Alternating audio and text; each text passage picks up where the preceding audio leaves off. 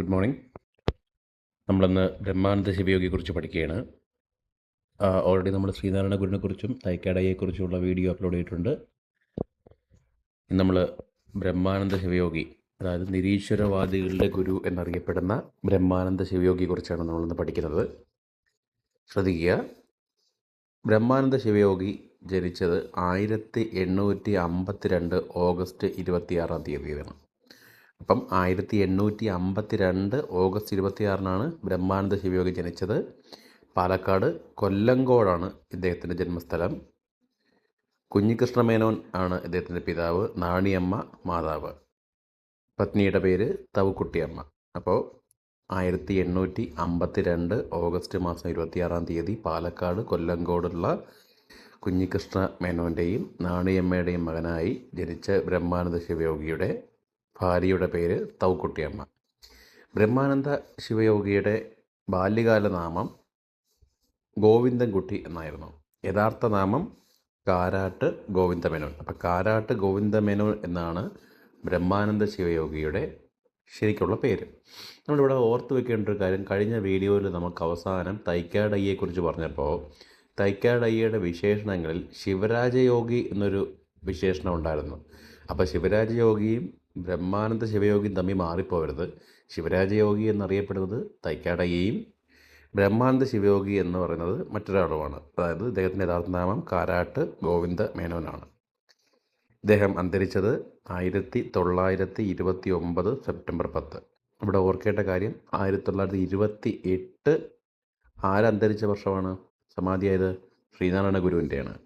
1856 അദ്ദേഹം ജനിച്ചത്. ഇവിടെ 1852 ബ്രഹ്മാനന്ദ ശിവയോഗി ജനിക്കുന്നു. അന്തരിച്ച വർഷം 1929 സെപ്റ്റംബർ 10. മറ്റ് വിശേഷണങ്ങളിലേക്ക് പോകാം. പുരുഷസിംഹം എന്നറിയപ്പെട്ട നവോത്ഥാന നായകൻ, ആലത്തൂർ ശിവയോഗി എന്നറിയപ്പെടുന്ന വ്യക്തി, ഇതൊക്കെ ആരാണ്? ബ്രഹ്മാനന്ദ ശിവയോഗിയാണ്. അപ്പോൾ പുരുഷസിംഹം, ആലത്തൂർ ശിവയോഗി. ഈ ആലത്തൂർ ഓർത്ത് വയ്ക്കുക, പാലക്കാട് ജില്ലയിലുള്ള സ്ഥലമാണ്. നമുക്ക് ആലത്തൂർ എന്ന് കണക്ട് ചെയ്യാൻ എളുപ്പമായിരിക്കും. അപ്പം ആലത്തൂർ ശിവയോഗി എന്ന പേരിലും അറിയപ്പെട്ടിരുന്നു. ശ്രീനാരായണ ഗുരുവിൻ്റെ സമകാലീനായിരുന്ന മലബാറിലെ നവോത്ഥാന നായകനാണ്. അപ്പോൾ ശ്രീനാരായണ ഗുരുവിൻ്റെ കാലഘട്ടം നമ്മൾ ഓൾറെഡി ഇപ്പോൾ പറഞ്ഞതേ ഉള്ളൂ, 1856 മുതൽ 1928. അപ്പോൾ ഏകദേശം അതേ കാലഘട്ടം, 1852 1929. അപ്പോൾ ആ സമകാലീനായിരുന്ന മലബാറിലുള്ള, അപ്പം ശ്രീനാരായണ ഗുരുവിൻ്റെ മേഖല എവിടെയായിരുന്നു? തിരുവിതാംകൂർ ഏരിയയായിരുന്നു. അപ്പോൾ അത് ഓർക്കേണ്ടത്, മലബാറിലെ നവോത്ഥാന നായകനായിരുന്നു ആര്? ബ്രഹ്മാനന്ദ ശിവയോഗി. ഇദ്ദേഹത്തിൻ്റെ സംസ്കൃത അധ്യാപകൻ പത്മനാഭ ശാസ്ത്രിയാണ്. അപ്പോൾ പത്മനാഭ ശാസ്ത്രിയായിരുന്നു ഇദ്ദേഹത്തിൻ്റെ സംസ്കൃത അധ്യാപകൻ. ഇദ്ദേഹത്തിൻ്റെ ഗുരു, ബ്രഹ്മാനന്ദ ശിവയോഗിയുടെ ഗുരു എന്നറിയപ്പെടുന്നത് കൂടല്ലൂർ ശാസ്ത്രികളായിരുന്നു ഇദ്ദേഹത്തിൻ്റെ ഗുരു. ഇനി യോഗിനി മാതാവ് എന്ന പേരിൽ അറിയപ്പെടുന്നത്, യോഗിനി മാതാവിനെ കുറിച്ച് നമ്മൾ ഒരു കഴിഞ്ഞ വീഡിയോയിൽ ജസ്റ്റ് ഞാൻ പറഞ്ഞിരുന്നു. എന്താണ്? നമ്മുടെ തൈക്കാടയ്യയുടെ ശിഷ്യന്മാരിൽ ഒരാളായിരുന്ന ഒരാൾ, സ്വയം പ്രകാശിനി യോഗിനി അമ്മ എന്നും പറഞ്ഞുകൊണ്ട് നമ്മളൊരാളെ കുറിച്ച് മെൻഷൻ ചെയ്തിരുന്നു. അപ്പോൾ യോഗിനി മാതാവ് എന്ന പേരിൽ അറിയപ്പെട്ടത് ആരാണ്? തവുക്കുട്ടിയമ്മയാണ്. ഇതിവിടെ പറയാൻ കാരണം, യോഗിനി മാതയുടെ ശിഷ്യനാണ് നിർമ്മലാനന്ദ യോഗി. അപ്പോൾ അതൊന്ന് ഓർത്ത് വെച്ചേക്കുക. അപ്പോൾ യോഗിനി മാതാവ് എന്ന പേരിൽ അറിയപ്പെട്ടത് തവുക്കുട്ടിയമ്മ. ആരാ തവുക്കുട്ടിയമ്മ? ഇദ്ദേഹത്തിൻ്റെ ഭാര്യ അല്ലേ? നമ്മളിപ്പോൾ പറഞ്ഞിരുന്നു തവുക്കുട്ടിയമ്മ, അത് തന്നെ. അപ്പോൾ യോഗിനി മാതാവ് എന്നറിയപ്പെട്ടിരുന്നത് തവുക്കുട്ടിയമ്മയാണ്. അവരുടെ ശിഷ്യൻ നിർമ്മലാനന്ദ യോഗിയാണ്. ശിവയോഗി പാലക്കാട് ജില്ലയിലെ ആലത്തൂർ സ്കൂളിൽ സംസ്കൃത അധ്യാപകനായത്. അപ്പോൾ സംസ്കൃത അധ്യാപകനായിരുന്നു ശിവയോഗിയുടെ പത്മനാഭ ശാസ്ത്രിയായിരുന്നു. അപ്പോൾ ഇദ്ദേഹം ആലത്തൂർ സ്കൂളിൽ സംസ്കൃത അധ്യാപകനായി മാറിയത് 1899 ശിവയോഗി ചെയ്തത് സംസ്കൃത അധ്യാപകനായി മാറിയത്. സ്കൂളിലെ രാജയോഗ പരിശീലകനായ അദ്ദേഹം ബ്രഹ്മാനന്ദ ശിവയോഗി എന്നറിയപ്പെട്ടു. അപ്പം ശിവയോഗി ഈ സ്കൂളിൽ സംസ്കൃത അധ്യാപകനായി മാറി അവിടെ രാജയോഗ പരിശീലനായി മാറിയ ശേഷമാണ് ഇദ്ദേഹത്തെ ബ്രഹ്മാനന്ദ ശിവയോഗി എന്ന പേരിൽ അറിയപ്പെടാൻ തുടങ്ങിയത്.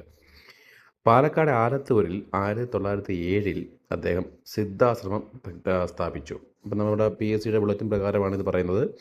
1907 ഇദ്ദേഹം സിദ്ധാശ്രമം സ്ഥാപിച്ചതായി കണക്കാക്കുന്നത്. പാലക്കാട് ആലത്തൂരിൽ ബ്രഹ്മാനന്ദ ശിവയോഗി സിദ്ധാശ്രമം സ്ഥാപിച്ചത് 1907. ഇനി അടുത്ത് പറയാനുള്ളത്, ഇദ്ദേഹത്തിൻ്റെ പ്രധാനപ്പെട്ട കൃതിയാണ് മോക്ഷപ്രദീപം. ഇപ്പം മോക്ഷപ്രദീപം എന്ന് പറയുന്ന കൃതി ആരാ എഴുതിയത്? ബ്രഹ്മാനന്ദ ശിവയോഗിയാണ്. അത് 1905. മോക്ഷപ്രദീപ നിരൂപണ വിതാരണം എന്ന പ്രബന്ധവും ഇദ്ദേഹം എഴുതിയിട്ടുണ്ട്. മോക്ഷപ്രദീപവും എഴുതിയതാണ്, മോക്ഷപ്രദീപ നിരൂപണ വിതാരണവും ഇദ്ദേഹം തന്നെയാണ് എഴുതിയത്. തൻ്റെ ആശയങ്ങളും ദർശനങ്ങളും പ്രചരിപ്പിക്കുന്നതിന് വേണ്ടി ഈ ശിവയോഗി സ്ഥാപിച്ച ഒരു പ്രസിദ്ധീകരണം കൂടെയുണ്ട്, സാരാഗ്രഹി. ഓക്കെ, അപ്പോൾ സാരാഗ്രഹി എന്ന പ്രസിദ്ധീകരണം ആരാണ് പ്രസിദ്ധീകരിച്ചത്? ശിവയോഗിയാണ്. വനവാസികളും ഭിക്ഷാടകരുമായ സന്യാസികളെ ഉദരനിമിത്തം എന്ന് പരിഹസിച്ചു.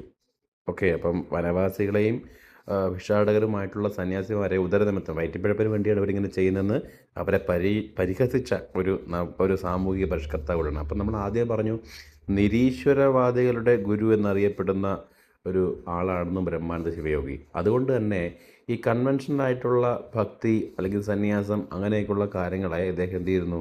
പരിഹസിച്ചിരുന്നു. അപ്പോൾ അതുകൊണ്ടാണ് എന്ത് ചെയ്യുന്നത്?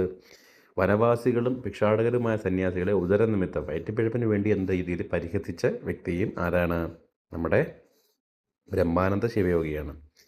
ഇദ്ദേഹം വിഗ്രഹാരാധനയെ എതിർത്തിരുന്നു. അതായത് വിഗ്രഹങ്ങളെ വെച്ച് പ്രാർത്ഥിക്കുന്ന രീതിയുണ്ടല്ലോ, അതാണ് വിഗ്രഹാരാധന എന്ന് പറയുന്നത്. അതിനെ എതിർത്തിരുന്ന വ്യക്തിയാണ് ആര്? നമ്മുടെ ബ്രഹ്മാനന്ദ ശിവയോഗി. മനസ്സാണ് ദൈവം, മനുഷ്യൻ്റെ നന്മയിലാണ് യഥാർത്ഥ സന്തോഷം എന്ന് പ്രസ്താവിച്ച സാമൂഹിക പരിഷ്കർത്താവാണ്. അപ്പം ഇദ്ദേഹത്തിൻ്റെ കൺസെപ്റ്റ് അനുസരിച്ച് നമ്മുടെയൊക്കെ മനസ്സിലാണ് ദൈവം ഇരിക്കുന്നത്, നമ്മുടെ മനുഷ്യൻ്റെ നന്മയിലാണ്, നമ്മൾ ചെയ്യുന്ന നന്മകളിലാണ് യഥാർത്ഥ സന്തോഷം എന്നൊക്കെയാണ് ഇദ്ദേഹം വിശ്വസിച്ചത്. അപ്പം മനസ്സാണ് ദൈവം, മനുഷ്യൻ്റെ നന്മയിലാണ് യഥാർത്ഥ സന്തോഷം എന്ന് പ്രസ്താവിച്ച സാമൂഹിക പരിഷ്കർത്താവായിരുന്നു ആര്? ബ്രഹ്മാനന്ദ ശിവയോഗി എന്ന് പറയുന്നത്. ആനന്ദജാതി എന്ന പുതിയ ആശയത്തിനാണ് ഇദ്ദേഹം തുടക്കമിട്ടത്. അപ്പം മനുഷ്യൻ്റെ നന്മയിലാണ് യഥാർത്ഥ സന്തോഷം എന്ന് പറഞ്ഞതുപോലെ തന്നെ ആനന്ദജാതി എന്ന ഒരു പുതിയ ആശയവും ഇദ്ദേഹം കൊണ്ടുവന്നിരുന്നു. ഇദ്ദേഹം വിശ്വസിച്ചിരുന്ന മതം ആനന്ദമതമാണ്. അപ്പം നമ്മുടെ മനസ്സിൻ്റെ ഉള്ളിലാണ് ദൈവവും ഒക്കെ ഇരിക്കുന്നത്, നമ്മുടെ നന്മയിലാണ് സന്തോഷം ഇരിക്കുന്നത് എന്നൊക്കെയുള്ള കൺസെപ്റ്റ് വെച്ച് ഇദ്ദേഹം ആനന്ദമതം എന്നുള്ള ഒരു ആശയം കൊണ്ടുവന്നിരുന്നു. ഇദ്ദേഹം വിശ്വസിച്ചിരുന്ന മതവും അത് തന്നെയായിരുന്നു, ആനന്ദമതമായിരുന്നു. മറ്റ് ഈ ഒരു ആശയം, അതായത് ആനന്ദ ദർശനം എന്ന് പറയുന്നൊരു കാര്യം കൂടി ഓർത്ത് വെച്ചേക്കണം. ബ്രഹ്മാനന്ദ ശിവയോഗി, ബ്രഹ്മാനന്ദത്തിൽ തന്നെ ഒരു ആനന്ദം ഉണ്ടല്ലോ, അപ്പോൾ ആനന്ദമതമാണ്, ആനന്ദജാതിയാണ്, ആനന്ദ ദർശനം എന്നൊക്കെയുള്ള കുറേ വാക്കുകൾ അവിടെ നിന്ന് കിട്ടുന്നുണ്ട്. മനസ്സിലെ ശാന്തി സ്വർഗവാസവും അശാന്തി നരകവുമാണ്. വേറെ സ്വർഗ്ഗ നരകങ്ങളില്ല. അപ്പം നമ്മുടെ വിശ്വാസം അനുസരിച്ച് നമുക്ക് സ്വർഗ്ഗങ്ങളും നരകങ്ങളെക്കുറിച്ച് നമ്മൾ കേട്ടിട്ടുണ്ടല്ലോ.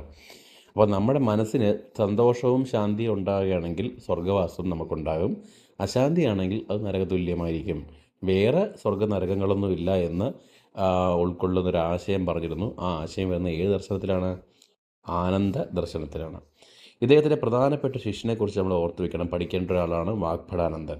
അപ്പം ബ്രഹ്മാനന്ദ ശിവയോഗിയുടെ പ്രധാനപ്പെട്ട ശിഷ്യനാണ് ആര്? വാഗ്ഭടാനന്ദൻ. മറ്റ് ശിഷ്യന്മാർ, ഫേമസ് ആയിട്ടുള്ള മറ്റ് ശിഷ്യന്മാർ പറയുമ്പോൾ KP കേശവ മേനോൻ, ഓർത്ത് വയ്ക്കുക, KP Keshava Menon, KP Achuthan Nair, KV Suryanarayana Iyer, KV Krishna Iyer. അപ്പോൾ 2-3 KPയും KVയും ഒക്കെ വരുന്നുണ്ട്. അപ്പോൾ എന്തൊക്കെയാണ്? KP Keshava Menon, KP Achuthan Nair, KV Suryanarayana Iyer, KV Krishna Iyer. ഇവരൊക്കെയാണ് ബ്രഹ്മാനന്ദ ശിവയോഗിയുടെ മറ്റ് ശിഷ്യന്മാരെന്ന് പറയുന്നത്. പ്രധാനപ്പെട്ട ശിഷ്യൻ വാഗ്ഭടാനന്ദനാണ്. ഓക്കെ, അപ്പോൾ ബ്രഹ്മാനന്ദ ശിവയോഗി, ബ്രഹ്മാനന്ദം, ആനന്ദം, ആ വാക്കുപയോഗിച്ച് തന്നെ ആനന്ദമതം, ആനന്ദജാതി, ആനന്ദ ദർശനം എന്നൊക്കെയുള്ള വാക്കുകൾ ഒന്ന് ഓർത്ത് വയ്ക്കുക. അത് ബ്രഹ്മാനന്ദ ശിവയോഗിയുമായിട്ട് നമുക്ക് കണക്കാക്കാം. അടുത്ത ആനന്ദം വരുന്നു ആനന്ദ മഹാസഭ. വീണ്ടും അപ്പോൾ ബ്രഹ്മാനന്ദ ശിവയോഗി ആനന്ദ മഹാസഭ സ്ഥാപിച്ച വർഷം 1918 ആനന്ദ മഹാസഭ സ്ഥാപിച്ചത്. ഇതിൻ്റെ ആദ്യത്തെ പ്രസിഡന്റ് ഇദ്ദേഹം തന്നെയാണ്, ബ്രഹ്മാനന്ദ ശിവയോഗി തന്നെയാണ്. ആദ്യത്തെ വൈസ് പ്രസിഡന്റ് അദ്ദേഹത്തിൻ്റെ പത്നിയായിരുന്ന യോഗിനി മാത, അതായത് തവക്കുട്ടിയമ്മ നമ്മൾ നേരത്തെ പറഞ്ഞല്ലോ, യോഗിനി മാതയാണ് ആദ്യത്തെ വൈസ് പ്രസിഡന്റ്. ആദ്യ സെക്രട്ടറി T രാമപണിക്കർ. അപ്പോൾ ആനന്ദ മഹാസഭ ബ്രഹ്മാനന്ദ ശിവയോഗി സ്ഥാപിച്ചത് 1918. ബ്രഹ്മാനന്ദ ശിവയോഗി തന്നെയായിരുന്നു ഇതിൻ്റെ പ്രസിഡന്റ്. വൈസ് പ്രസിഡന്റ് യോഗിനി മാത, ആദ്യ സെക്രട്ടറി T രാമപണിക്കർ. ഇനി ഇദ്ദേഹത്തിൻ്റെ പ്രധാനപ്പെട്ട കൃതികൾ പറഞ്ഞാൽ ആദ്യമേ നമ്മൾ മോക്ഷപ്രദീപം പറഞ്ഞിരുന്നു. മോക്ഷപ്രദീപം അല്ലാതെ ശിവയോഗ രഹസ്യം, രാജയോഗ പരസ്യം, ആനന്ദസൂത്രം, ആനന്ദവിമാനം, സിദ്ധാനുഭൂതി, ആനന്ദകൽപദ്രുമം, സ്ത്രീ വിദ്യാപോഷണി, വിഗ്രഹാരാധനാ ഖണ്ഡനം, ആനന്ദകുമ്മി, ആനന്ദ സോപാനം, ആനന്ദ ഗുരുഗീത, ബ്രഹ്മസങ്കീർത്തനം, ആനന്ദ ദർശനം. അവിടെ തന്നെ നമുക്ക് 1, 2, 3, 4, 5, 6, 7 ആനന്ദങ്ങൾ വരുന്നുണ്ട്. അപ്പോൾ ആനന്ദ വാക്കുകൾ കാണുമ്പോൾ തന്നെ നമുക്കറിയാം ഏതൊക്കെയാണ്: ആനന്ദ ദർശനം, ആനന്ദ ഗുരുഗീത, ആനന്ദ സോപാനം, ആനന്ദ കുമ്മി, ആനന്ദ കൽപ്പദ്രുമം, ആനന്ദ വിമാനം, ആനന്ദ സൂത്രം. ഇതെല്ലാം ബ്രഹ്മാനന്ദ ശിവയോഗിയാണെന്ന് ഓർത്ത് വയ്ക്കുക. പിന്നെ നമുക്ക് ഓർത്ത് വയ്ക്കുകയാണെങ്കിൽ ബ്രഹ്മസങ്കീർത്തനം, ബ്രഹ്മാനന്ദത്തിനകത്ത് ബ്രഹ്മസങ്കീർത്തനം ഓർത്ത് വയ്ക്കാം. ബ്രഹ്മാനന്ദ ശിവയോഗിക്കകത്ത് തന്നെ ശിവയോഗ രഹസ്യം പറയാം. പിന്നെ രാജയോഗ പരസ്യം പറയാം. പിന്നെ നേരത്തെ പറഞ്ഞു വിഗ്രഹാരാധന എതിർത്തെന്ന് പറഞ്ഞില്ലേ, അപ്പോൾ നമുക്കവിടെ കണക്ട് ചെയ്യാവുന്ന വിഗ്രഹാരാധന ഖണ്ഡനം, അതും ഇദ്ദേഹമാണ്. പിന്നെ അന്നത്തെ ഞാൻ നേരത്തെ പറഞ്ഞു പരമ്പരാഗതമായിട്ടുള്ള ഈ കാര്യങ്ങളെയൊക്കെ എതിർത്തിരുന്ന വ്യക്തിയായതുകൊണ്ട് തന്നെ സ്ത്രീ വിദ്യാപോഷണി എന്ന് പറയുന്ന ഒരു വ്യവസ്ഥിതിയും കൂടി, അല്ലെങ്കിൽ ആ ഒരു കൃതിയും കൂടി ഉൾപ്പെടുത്തി കൊണ്ടുവന്നിരുന്നു ആര്? ബ്രഹ്മാനന്ദ ശിവയോഗി. അപ്പോൾ ഇത്രയും ഓർക്കാൻ എളുപ്പമാണ് ബ്രഹ്മാനന്ദ ശിവയുടെ കൃതികളെല്ലാം. മറ്റ് ഫാക്റ്റുകളിലേക്ക് പോവുകയാണെങ്കിൽ ബ്രഹ്മസമാജത്തിന് വേണ്ടി, അപ്പോൾ ബ്രഹ്മസമാജം എന്നൊരു സംഘടനയും കൂടെ വരുന്നുണ്ട്. ബ്രഹ്മസമാജത്തിന് വേണ്ടി ഇദ്ദേഹം എഴുതിയ ഗാനകൃതിയാണ് ബ്രഹ്മസങ്കീർത്തനം. വീണ്ടും ഒരു ബ്രഹ്മ വരുന്നുണ്ട്. നേരത്തെ ഒരു ബ്രഹ്മ പറഞ്ഞ ഏതായിരുന്നു? അത് തന്നെയാണ് ഇത് കേട്ടോ. അപ്പോൾ ബ്രഹ്മ സമാജത്തിന് വേണ്ടി ബ്രഹ്മാനന്ദ ശിവയോഗി എഴുതിയ ഗാനകൃതിയാണ് ബ്രഹ്മസങ്കീർത്തനം. സ്ത്രീകളുടെ വിദ്യാഭ്യാസം, ഞാൻ നേരത്തെ പറഞ്ഞു സ്ത്രീകളുടെ വിദ്യാഭ്യാസത്തിൻ്റെ ആവശ്യകതയെക്കുറിച്ച് ബ്രഹ്മാനന്ദ ശിവയോഗി എഴുതിയ കവിതയാണ് സ്ത്രീ വിദ്യാപോഷണി. ഇനി മറ്റൊരു ആനന്ദത്തെക്കുറിച്ച് വരുന്നതാണ് ബ്രഹ്മാനന്ദ സ്വാമി രചിച്ച സുബ്രഹ്മണ്യ സ്തോത്ര ഗ്രന്ഥം. ശ്രീ മുരുകനല്ലേ, അപ്പം സുബ്രഹ്മണ്യനെക്കുറിച്ചുള്ള സ്തുതിക്കുന്ന ഗ്രന്ഥമാണിത് ആനന്ദ കൽപ്പദ്രുമം. അപ്പം ആനന്ദ കൽപ്പദ്രുമം സുബ്രഹ്മണ്യനെ കുറിച്ചുള്ള ഒരു സ്തോത്ര ഗ്രന്ഥം കൂടിയാണ്. ഓക്കെ, മറ്റ് വിവരങ്ങളിലേക്ക് പോയി കഴിഞ്ഞാൽ ഓർത്തു വയ്ക്കേണ്ടത് മോക്ഷപ്രദീപം, മോക്ഷപ്രദീപ ഖണ്ഡനം, ഇത് രണ്ടും ശ്രദ്ധിക്കുക. മോക്ഷപ്രദീപം എന്ന കൃതി എഴുതിയത് ബ്രഹ്മാനന്ദ ശിവയോഗിയാണ്. മോക്ഷപ്രദീപ ഖണ്ഡനം എഴുതിയ ഇദ്ദേഹമല്ല, ചട്ടമ്പി സ്വാമിയാണ്. അപ്പം നമ്മൾ നേരത്തെ പറഞ്ഞിരുന്നൊരു മോക്ഷപ്രദീപത്തെക്കുറിച്ച് പറഞ്ഞിരുന്നു. എന്താണ്? മോക്ഷപ്രദീപ നിരൂപണ വിധാരണമാണ് ആരെഴുതിയത്? ബ്രഹ്മാനന്ദ ശിവയോഗി. അപ്പം മോക്ഷപ്രദീപ നിരൂപണ വിധാരണമാണ് ബ്രഹ്മാനന്ദ ശിവയോഗി നേരത്തെ എഴുതിയത്. പക്ഷേ മോക്ഷപ്രദീപ ഖണ്ഡനം എഴുതിയാരാണ്? ചട്ടമ്പി സ്വാമികളാണ്. ഇത് നമുക്കവിടെ വരുമ്പോൾ തന്നെ ആനന്ദ വാക്ക് കാണുമ്പോഴേ എഴുതി വെക്കരുത്. ആനന്ദ ലഹരി ബ്രഹ്മാനന്ദ ശിവയോഗി അല്ല, ആരാണ്? ശങ്കരാചാര്യരാണ് ആനന്ദ ലഹരി. അപ്പം നമ്മൾ ഇതുവരെ ലഹരി ഒന്നും പറഞ്ഞില്ല. അപ്പം ലഹരി വരുന്നത് ആനന്ദ ലഹരി പറയുന്നത് ശങ്കരാചാര്യരാണ്. ആനന്ദ കുമ്മി ബ്രഹ്മാനന്ദ ശിവയോഗിയാണ്. പക്ഷേ ജാതി കുമ്മി വരുന്ന ആരാണ്? പണ്ഡിറ്റ് കറുപ്പനാണ്. അതേസമയം വീണ്ടും ഒരു കുമ്മി, ജ്ഞാനക്കുമ്മി, ആനന്ദക്കുമ്മിയും ജ്ഞാനക്കുമ്മിയും രചിച്ചത് ബ്രഹ്മാനന്ദ ശിവയോഗിയാണ്. അപ്പോൾ ജാതിക്കുമ്മി പണ്ഡിറ്റ് കറുപ്പൻ, ആനന്ദ ലഹരി ശങ്കരാചാര്യർ.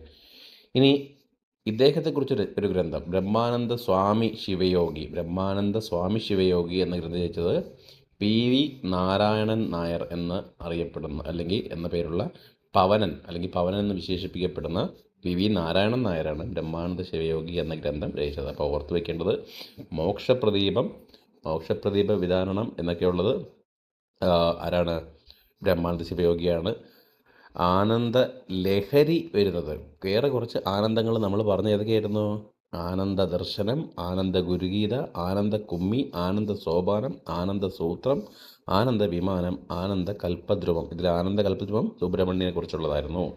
അപ്പോൾ ഇതൊക്കെ ഈ ആനന്ദങ്ങളൊക്കെയാണ് ബ്രഹ്മാനന്ദ ശിവയോഗി രചിച്ചത്. പക്ഷേ ആനന്ദ ലഹരി വരുന്ന ആരാണ്? ശങ്കരാചാര്യരാണ്. ജാതിക്കുമ്മി പണ്ഡിറ്റ് കറുപ്പൻ, ജ്ഞാനക്കുമ്മിയും ആനന്ദക്കുമ്മിയും ബ്രഹ്മാനന്ദ ശിവയോഗി. ബ്രഹ്മാനന്ദ സ്വാമി ശിവയോഗി എന്ന ഗ്രന്ഥം രചിച്ചത് പവനനാണ്. ഓക്കെ, അപ്പം എല്ലാം ഒന്നുകൂടെ ഒന്ന് കാണുക, പഠിക്കുക. ഓക്കെ, അപ്പോൾ ഇത്രയുമാണ് നമുക്ക് ആരെക്കുറിച്ച് പറയാനുള്ളത്? ബ്രഹ്മാനന്ദ ശിവയോഗിയെക്കുറിച്ച്, അതായത് നിരീശ്വരവാദികളുടെ ഗുരു എന്നറിയപ്പെടുന്ന ബ്രഹ്മാനന്ദ ശിവയോഗിയെക്കുറിച്ച് പഠിക്കാനുള്ളത്.